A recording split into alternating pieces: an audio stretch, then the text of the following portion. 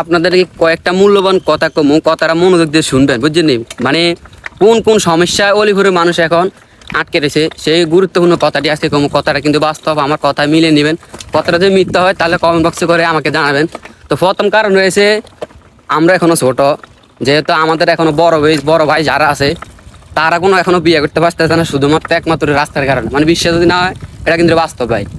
এই রাস্তার কারণে আমাদের বড় ভাইদের বিয়ে এখনো হয় না, আর আমাকে বিয়ে হবে তো দূরের কথা। মানে প্রথম সমস্যা হয়েছে এটা।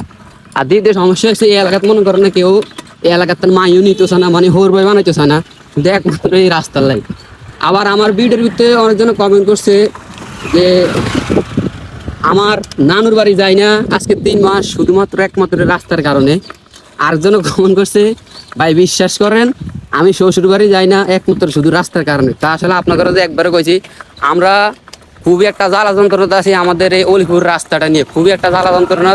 যেহেতু আমাদের বড় ভাইদের বিয়ে হয় না, ভবিষ্যতে তো আমগো বিয়ে হবো তার কোনো গ্যারান্টি নেই, শুধু একমাত্র রাস্তার কারণে, বুঝছেন নি? মানে কি করতাম, রাস্তার অবস্থা খুবই খারাপ। এই আর কি, বাস্তব পথে এটাই বন্ধ ছিলাম।